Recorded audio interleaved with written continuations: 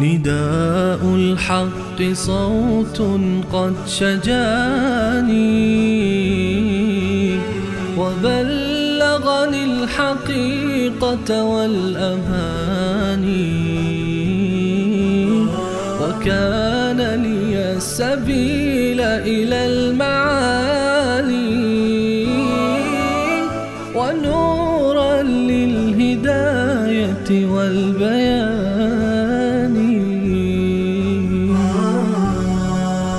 سوره والضحا هست. در این سوره تسلی برای رسول الله هست. اصلش این بود که مدتی وحی بر رسول اکرم صلی الله علیه و سلم نیامد. وحی که نمی آمد چند روز بنابر مصلحت جبرئیل نیامد.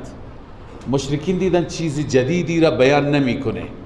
گفتند که خدای محمد و پروردگار محمد از او قهر کرده، قطع رابطه کرده. آن حضرت صلی الله علیه و سلم از این نگران بود، از این طعنه‌های اونها. الله عزوجل این آیات را بعد از اون نازل فرمود. الله اینجا سوگند یاد میکنه به چند چیز. اول والضحا، ضحا وقت چاشت به اصطلاح، قبل از ظهر که خورشید بالا میزند خوب روشن است. واللیل اذا سجى، و قسم به شب وقتی که تمام چیز را در بر میگیرد. ما ودعک ربک و ما قلا، رب تو را ترک نکرده و ما قلا، بر تو ناراض نشده. اینا غلط میگویند. الله عزوجل جواب اونها را میده. قسم به ضحا، قسم به وقت چاشت، و قسم به شبی که تار میشه، همه جا را تاریکی در بر میگیره. که ما ودعک ربک، رب تو را ترک نکرده ای محمد، و ما قلا، و رب تو را بر تو غضب و خشمم نکرده. قلا میگویند ناراضگی قلب و دل را، از تو ناراضی نیست. وللآخرة خیر لك من الاولی، آخرت بهتر است برای تو از دنیا، لذا در دنیا رنج میاد تحمل کن. وللآخرة خیر لك من الاولی، اولا دنیا است. ولسوف یعطیک ربک فترضی، الله می فرماید ان قریب رب تو به تو میدهد تو راضی میشی. یعنی این رنج ها تمام میشه، این دردها تمام میشه، به نعمت الله عزوجل و به رحمت الله میرسی. حال الله عزوجل تسلی میده پیغمبر خودش را و نعمتها را ذکر میکند. الله میفرماید الم یجدک یتیما فآوی، آیا الله تو را نیافت یتیمی، یعنی تو یتیمی بودی، فآوی، الله تو را جای داد. الله جای داد. اول در خانه عبدالمطلب، بعدا ابو طالب، بعدا خدیجه. لذا الله می فرماید و وجدک ضالا فهدا، الله یافت تو را، یعنی بودی ضالا، راه گم کرده، راه را بلد نبودی. فهدا، الله هدایت کرد، الله راهنمایی کرد، بیت نبوت داد، بیت رسالت داد، پیغمبری داد. و وجدک عائلا فاغنا، الله تو را عائل، مفلس یافت، نادار، فقیر. فاغنا، با نکاح خدیجه تو را چی کرد؟ توانگر ساخت، مالدار ساخت. رسول اکرم صلی الله علیه و سلم بعد از اینکه با خدیجه ازدواج کرد در خانواده مرفهی قرار گرفت. لذا ببین چه نعمتهای خدا به تو داده. ما اگر فکر بکنیم از طفولیت خودمون تا به حال چقدر نعمت ها بر ما، گاهی تصور بکنید من کی بودم، کی هستم، فرزند کی بودم، الان به کجا رسیدم. این عزت، این مقام، لذا اینا می طلبد که سپاسگزار باشیم برای الله. الله می فرماید فاما الیتیم فلا تقهر. این سه تا چیز خدا به پیغمبرش میگه، به اون سه تا اولی متفرع است. تو را خدا یتیم یافت، جای داد، لذا تو چیکار کن؟ فاما الیتیم فلا تقهر. بر یتیم قهر نکن، یعنی سرزنشش نکن، هیچ وقت دل یتیم را نشکن. رسول اکرم صلی الله علیه وسلم فرمود هر کسی دست به سر یتیم بگذارد، به همون اندازه که زیر دستش موی یتیم میاد، همون اندازه خدا بهش نیکی میده. لذا یتیم را سرزنش نکن، توبیخ نکن، دلش را نشکن. و اما السائل فلا تنهر. اما اون انسانی که از تو سوال میکند، اون را هم توبیخ نکن. در آیات دیگه هست داری بهش بده، اگر نداری با کلمه زیبا مرخصش بکن، بگو خدا خودش مشکلت را حل بکند، خدا خودش از در غیب به تو بده. چنان بگو که خرسند بشه، خوشحال بشه. لذا الله میفرمه سائل را هم توبیخ نکن، سرزنش نکن. و اما بنعمت ربک فحدث. این بر سومی هست که عائل بودی، نادار بودی، خدا توانگر ساخت، لذا نعمت رب را همیشه بیان کن، یاد کن و شکرگزار باش و سپاسگزار باش. سبحان الله. پس در این سوره تسلی برای رسول اکرم صلی الله علیه و سلم بود. حال سوره الم نشرح لا میخوانیم که در این سوره هم تسلی هست نسبت به مؤمنان. گاهی مشرکان میگفتند این مسلمانان چیزی ندارن، پیغمبر برای اون ناراضی میشد. و همچنین تسلی برای خود مسلمانان هست که خود مسلمانان را الله عزوجل تسلی میده. الله تعالی میفرماید الم نشرح لك صدرک. ای پیامبر آیا ما سینه ات را باز نکردیم؟ یعنی در سینه ات علم و حلم و تمام محاسن را جای ندادیم؟ این نعمت معنوی بالاتر از نعمت مادی است. و وضعنا عنك وزرک. آیا ما از تو ننهادیم زلات و لغزشات شما را؟ وزر به زبان عربی گناه را میگند، ولی در حق پیغمبر ما معتقدیم پیغمبران گناه نمی کنند. گاهی کارهای خلاف اولا می کنند که اون در واقع گناه نیست، اونها را میگن زلات، لغزشات. زله همین که شما جای برید گلولای باشه بلغزید، خب اونجا شما گناهی نداشتید، بی اختیار بود. پس اون زلات هم بی اختیار هست، گناه نیستن. اما چون که پیغمبر اونها را انجام داده، برای پیغمبر از خودش بسیار بعید میداند، لذا برای خودش گناه سنگین میداند، گرچه در واقع گناه نیست. الذي انقض ظهرک. اونهایی که اگر بود بالفرض کمرشکن بود، یعنی شما را عاجز میکرد، شما را ناتوان میکرد، ولی الله همه را برداشت. یعنی شما در رنج می بودید، نگران می شدید از اونها. و رفعنا لك ذکرک. این همه تسلی است برای پیغمبر محبوب خدا. ذکرت را الله بلند کرد. همیشه ذکر خدا اگر هست، ذکر رسول الله هم هست. هر جا نام رسول الله صلی الله علیه وسلم بلند و بالاست. حضرت عبدالله ابن عباس اینجا روایتی ذکر میکنه، قرطبی که آورده در تفسیرش که و رفعنا لك ذکرک. عن ابن عباس قال يقول له لا ذكرت الا ذكرت معي في الاذان لا ذكرت. الله به پیغمبرش میگه هیچ جا من یاد نمیشم مگر تو با من یاد میشی. اینقدر من نام تو را بلند کردم، همین بسته.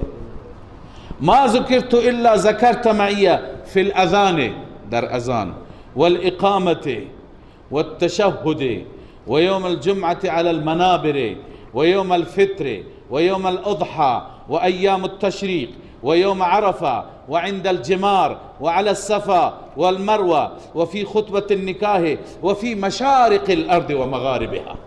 تمام مشرق و مغرب هر جا نام الله است، نام رسول الله است. هر جا اشهد ان لا اله الا الله است، اشهد ان محمد رسول الله است. خاطره به یادم آمد، استادی میگفت که من همیشه وقتی که نام رسول الله را میبینم هر جا در کنار نام الله هست به یاد حدیبیه میافتم، به یاد صلح حدیبیه و قرارداد حدیبیه که وقتی که داستانش طولانی است، ما در سوره فتح خواندیم. وقتی که اونجا میخواستن قرارداد را ببندن، سیدنا علی کرم الله وجهه نوشت که هذا ما عاهد علیه محمد رسول الله، این اون چیزی است که بر این پیمان بسته محمد رسول الله با مردم مکه، قریش مکه.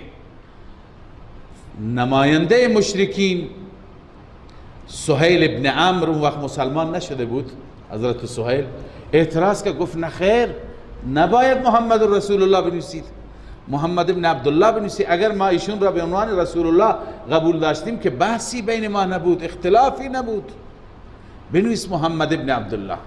علی گفت من نمی نویسم، من خط نمی زنم. رسول الله گفت خط بزن، گفت نه یا رسول الله من خط نمی زنم. آخر خود آن حضرت گفت کجاست، به من نشون میده، من خودم خط میزنم.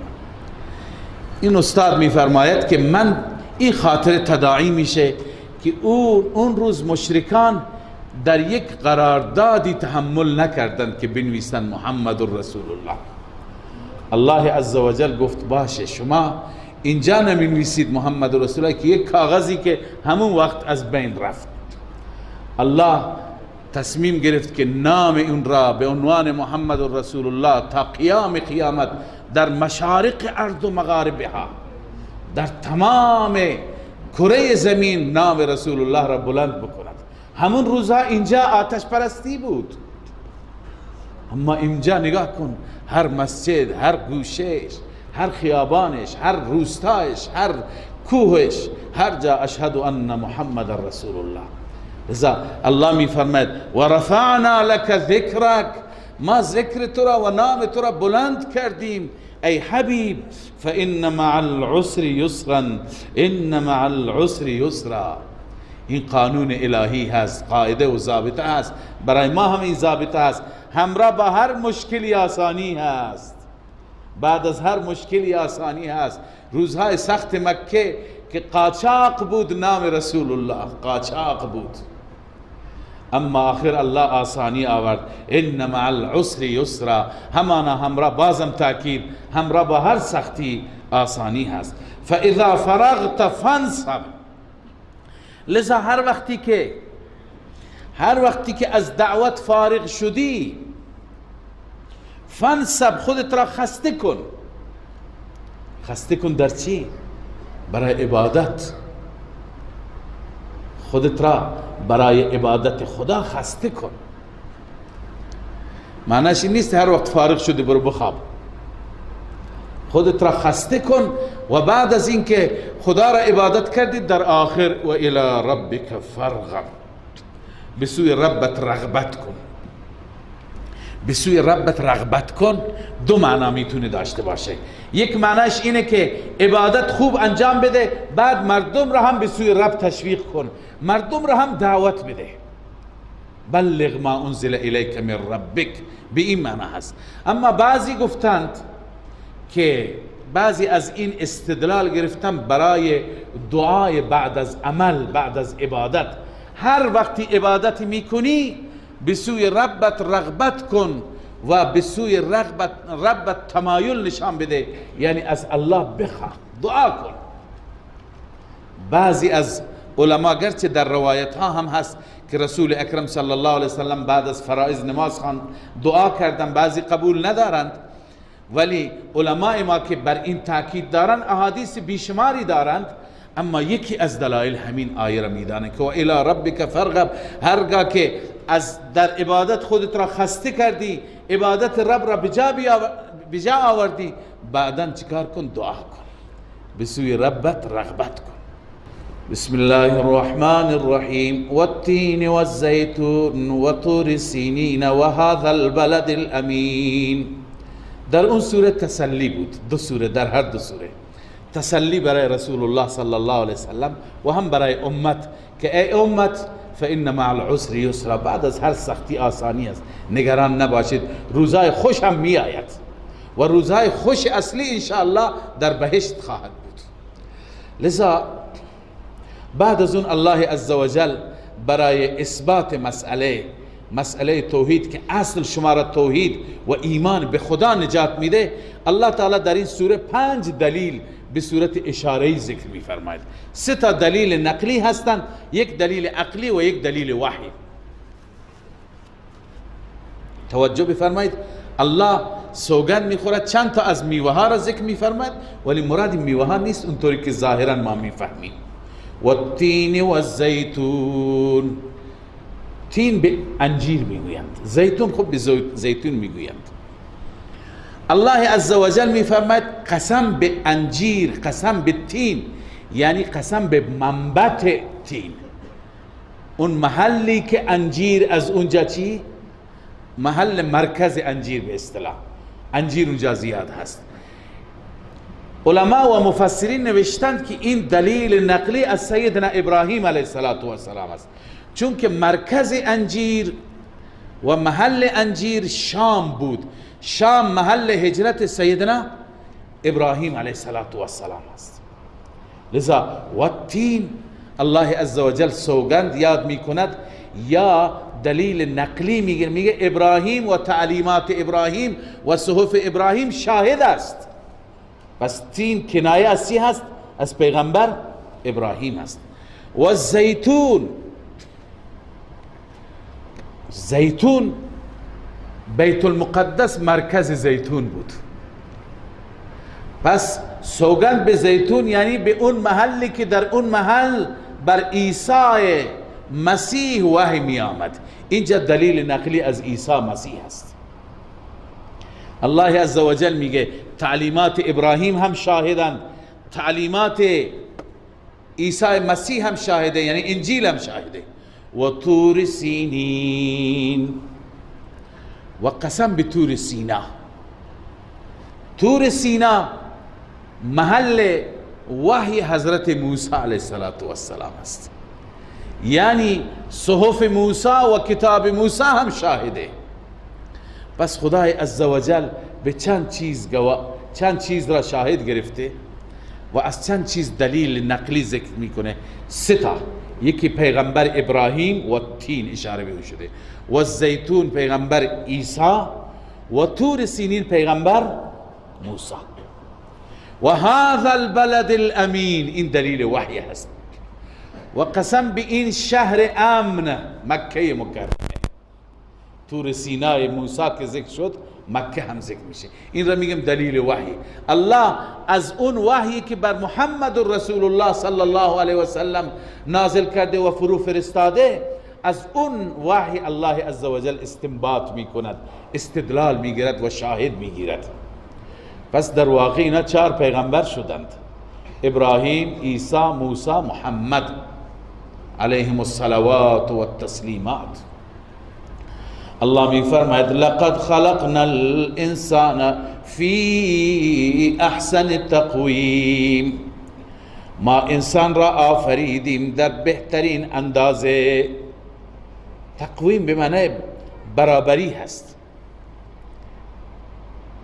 ببینید از چه نظر؟ از نظر زیبایی، شاید بعضی از حیوانات ظاهرشون از انسان هم زیباتر باشه، مثلا آهو چشمانش ضرب المثل است در زیبایی. بعضی از انسان ها هستند که شکلشون زیاد جالب نیست از نظر ظاهری، این زیبایی پوست مراد نیست تنها، تمام اون چی که انسان آفریده شده. من عبارت امام رازی که مفسر بزرگی هست و همچنین امام قرطبی را میخوانم. ابتدا قرطبی قال ابن العربی لیس لله تعالی خلق احسن من الانسان. ابن العربی گفته خدای عزوجل مخلوقی زیباتر از انسان ندارد، هیچ کسی را از انسان زیباتر نیافریده. خب انسان چطور زیبا آفریده شده؟ امام رازی فیلسوف نوشته انه تعالی خلق کل ذی روح، الله تعالی هر ذی روحی را که پیدا فرموده مکبا علی وجهه، که به صورت سرنگون به چهره را میره. حیوانات همه چهره. شما زیبایی ما را در صورتی متوجه میشید که برای لحظات شما هم به همون صورت تکلفاً را برید. چه شکلی انسان پیدا میکنه، چقدر نازیبا میشه. لذا الله عزوجل ابتدا قد و قواره زیبایی به انسان داده که سربلنده، مثل حیوانات سرنگون نیست.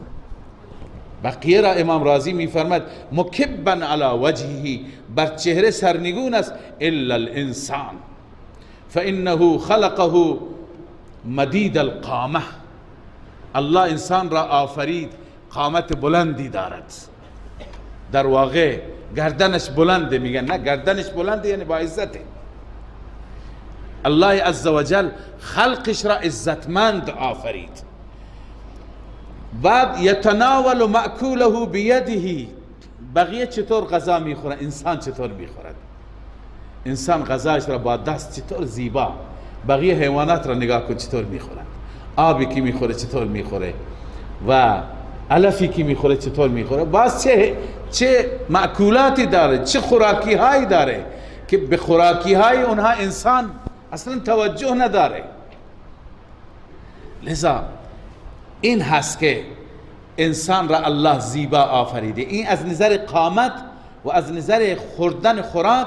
و یکی دیگر از مفسران اصلا گفته که فی اکمل عقل و فهم و ادب و علم و بیان، اینا تمام ویژگی هست که اینها زیبایی انسان را بیشتر میکنن. عقلش کامل، فهمش زیاد، ادب انسان، علم و بیان انسان، خداوند به انسان قوه بیان داده. لذا اینها تمام باعث چی هستند؟ زیبایی در انسان هستند. فی احسن تقویم. اما همین انسان زیبا وقتی که قدرش را نمیداند، قدر و منزلت و جایگاهش را نمیداند، الله میفرماید ثم رددناه اسفل سافلین، سپس این را ما برگرداندیم به اسفل سافلین، به پایین ترین درجه جهنم. الله پناه بده. این انسان وقتی که وظیفه خودش را فراموش میکند، به جای ایمان کفر را انتخاب میکند، به جای توحید شرک را انتخاب میکند، به جای عمل صالح فاسد میشه، این انسان خودش قدردان خودش نیست، جایگاه خودش را نمیداند، منزلت خودش را نمیداند. پس خدا میفرماید ما جایگاهی بدتر بهش میدیم. البته استثناء هستند اهل توحید، اهل ایمان، کسانی که به یگانگی خدا ایمان دارند و بر اساس اون ایمان عمل صالح انجام میدن. الا الذين آمنوا وعملوا الصالحات، مگر کسانی که ایمان بیاورند و عمل صالح انجام بدهند، فلهم اجر غیر ممنون، برای اینها اجری هست هیچ وقت قطع نمیشه، تمام نمیشه، پایان پذیر نیست. فما یکذبک بعد بالدین، ای انسان چه چیزی تو را تکذیب کرد؟ بعد یعنی بعد از تخلیق خداوند، چه چیزی باعث تکذیب تو شد؟ چه چیزی باعث شد که تو تکذیب بکنی بالدین، روز جزا را؟ بعد یعنی بعد از تخلیق، خداوند تو را خلق کرد، خداوند این زمین و آسمان را خلق کرد. ما در قرآن خواندیم بیشتر خدای عزوجل برای قیامت و اثبات قیامت از خلق زمین و آسمان و از خلق خود انسان دلیل میگیره که ببین انسان تو را از نطفه پیدا کردم، یک قطره نطفه بیجان بودی، چه انسان با کمال بلبل زبان شدی. خب از کجا؟ این آیه با عقل جور در میاد که یک قطره بیجان چنین انسان با کمالی درست کند؟ پس چه چیزی بعد از این که تو میدانی درباره خلق و پیدایش تو، چه چیزی باعث شد که یکذبک، تکذیب بکند تو را، یعنی سبب تکذیب تو بشه نسبت به دین، نسبت به روز جزا؟ چرا جزا را تکذیب میکنی، قیامت را باور نداری؟ الیس الله باحکم الحاکمین، این دلیل عقلی است. آیا خداوند عزوجل بهترین حاکمان نیست؟ حاکم ترین حاکمان نیست؟ اینجا باید ما جواب بدیم.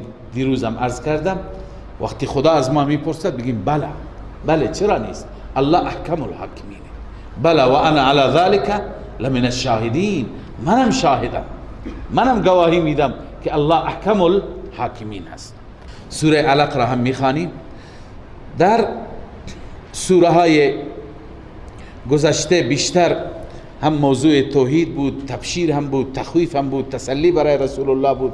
حال در این سوره دستور به خواندن و قرائت قرآن مجید هست.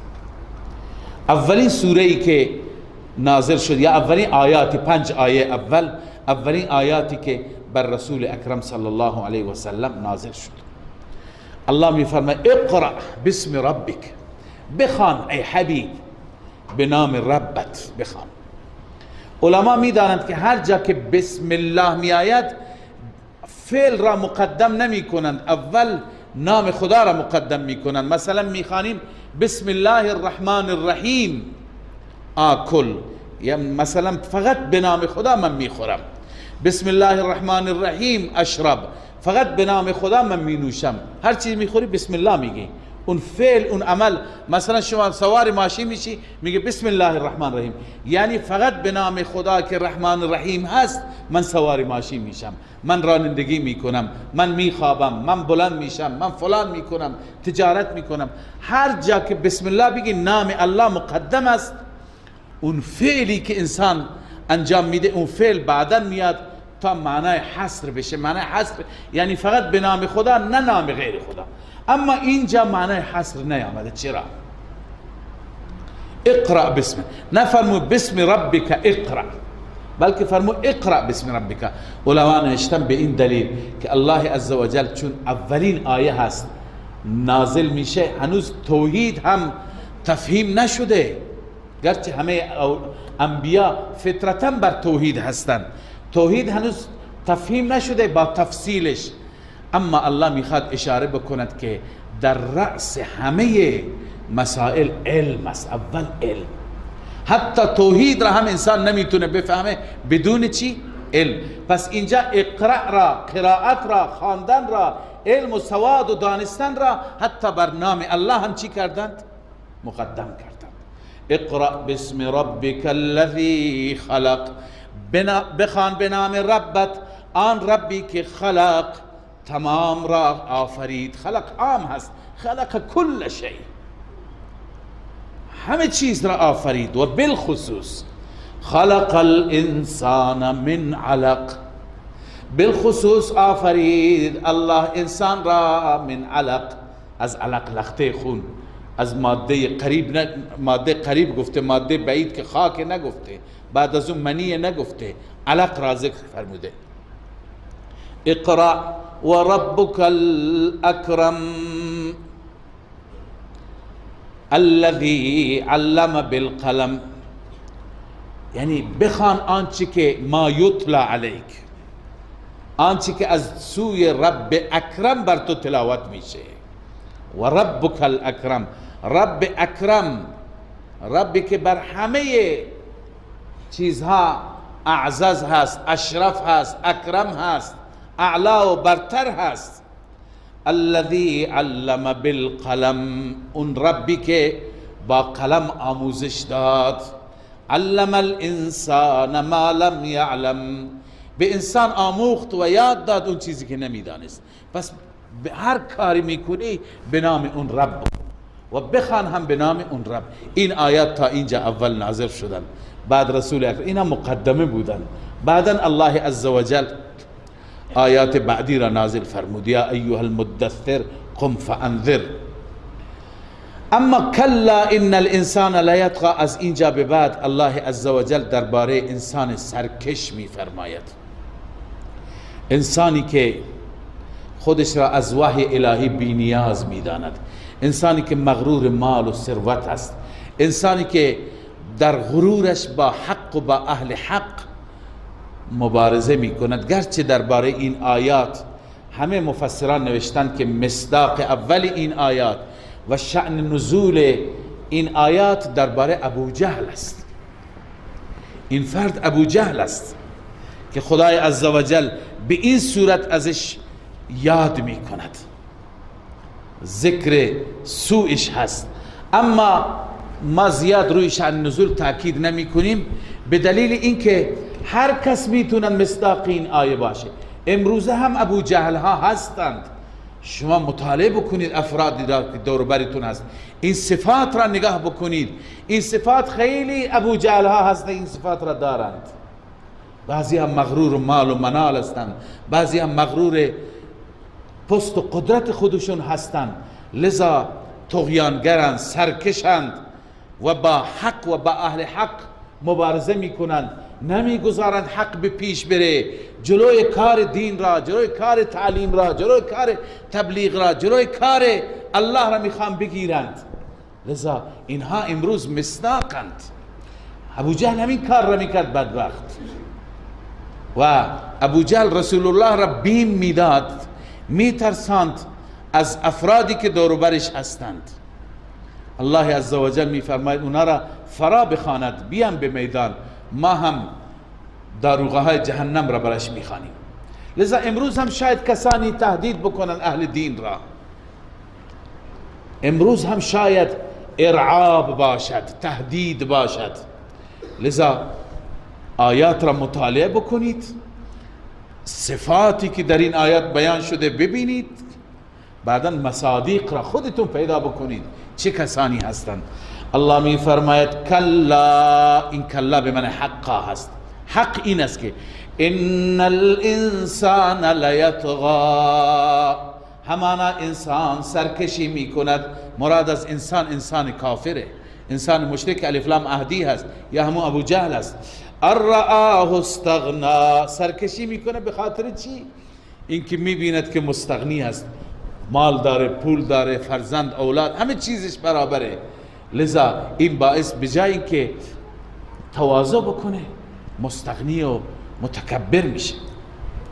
ان الى ربک الرجعى، الله عزوجل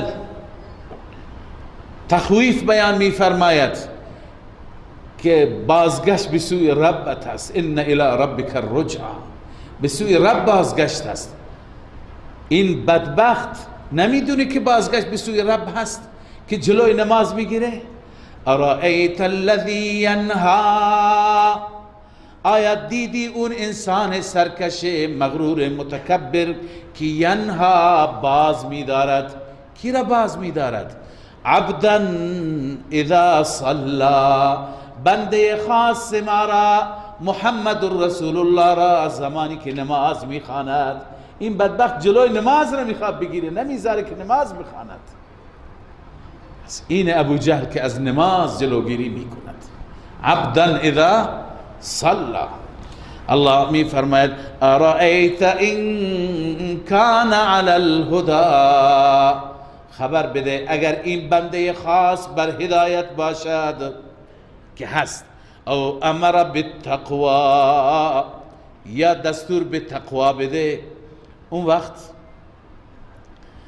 اون کسی که این کار را میکنه نتیجه چی خواهد بود؟ ارائیت ان کذب و تولا، خبر بده این انسان بدبخت یعنی ابو جهل اگر تکذیب بکند دین حق را و تولا و پشت بدهد از اطاعت خدای عزوجل، یعنی بد عقیده و بد عمل باشد، آیا الم یعلم بان الله یرا، نمیداند که خدا او را میبیند؟ جواب هر دو این ارائیت همینه. یعنی به من بگو اگر این بنده ما هدایت بر هدایت باشد که هست و دستور میده به تقوا و خدا ترسی و او میاد این را جلوگیری میکند، نمیداند که خدا او را میبیند؟ و همچنین خودش که تکذیب میکند و از اطاعت خدا سر میزند، آیا نمیداند خدا او را میبیند؟ الله عزوجل الان تخویف برای این نوع سرکشان که مانع اهل حق و اهل دین هستن بیان میفرماید. الله میفرماید کلا لئن لم ینتهی، حق این است که اگر این انسان باز نیاید از این حرکت شنیعش، لنصفعا بالناصیه، ما میگیریم موهای پیشانیش را. ناصیه این موهای قسمت جلو که بالای پیشانی هستند، اینها را میگیریم میکشیم او را. ناصیت کاذبت خاطئه، اون پیشانی دروغگوی خطاکار، پیشانیش که بر پیشانی از پیشانی چه میبارد؟ دروغ، خطا، گناه، طغیان. این موهای پیشانی را میگیریم و به جهنم میاندازیمش. فلیدع نادیه، اون روز اون بخواند هم نشینان خودش را. نادی میگویند هم مجلسی ها را، اونایی که باش هر روز جلسه میکردن. اینها جایی داشتن به نام دارالندوه. ندوه به معنی مجلس، و جلسه تشکیل میدادند. سرداران قریش، سرداران کفر و شرک بر علیه رسول الله. الله میفرماید همون هم نشینان، همون هم مجلسی ها را بخواند روز قیامت که ما موهای پیشانیش را میگیریم و پرتابش میکنیم وسط جهنم. سندع الزبانیه، ما زبانیه را صدا میزنیم که حریف همه اونها است. زبانیه داروغه جهنم است، مامور جهنم است، مامور خشن و وحشتناک جهنم است. لذا این بخواند پارتی خودش را. کلا لا تطعه، الله میفرماید حق این است که لا تطعه، از این انسان اطاعت نکن. هرچی او میگوید گوش به حرفش نباش. واسجد، تو کارت را بکن. جلوی نمازت را میگیره، تو نماز بخوان به هر قیمتی. اون در مسجد نمیگذارد، تو در خانه بخوان. اون علنی نمیگذارد، تو مخفیانه بخوان. نماز را بخوان. واسجد یعنی اون که میگه نماز ممنوعه. در بعضی کشورها هستند بعضی حکام جور متاسفانه که بظاهر حاکم مسلمان اعلام کردن جوانان زیر 25 سال حق ندارن به مسجد بیاد. این جلو نماز را میگیرد، این از ابو جهل بدتره. لذا الله میفرماید که لا تطعه، از او اطاعت نکن. واسجد واقترب، سجده کن و به وسیله سجده قرب الله را حاصل کن. هر که میخواد نزدیک که خدا بشه، قرب الله را حاصل بکنه. اینجا خدا نشون داده قرب الله با چی حاصل میشه؟ واسجد، با سجده. با سجده قرب الله حاصل میشه.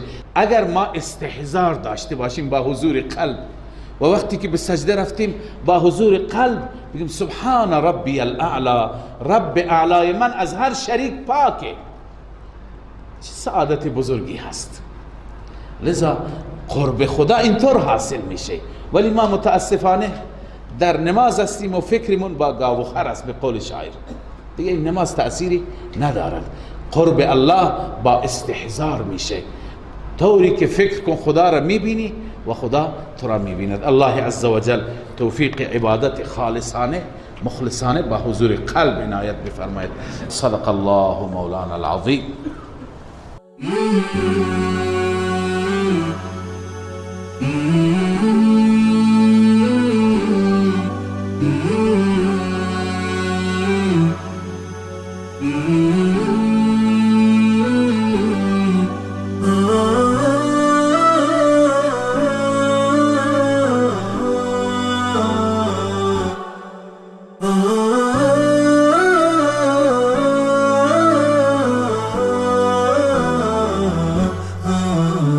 نداء الحق صوت قد شجاني وبلغني الحقيقة والأماني، كان لي السبيل إلى المعالي ونورا للهداية والبيان.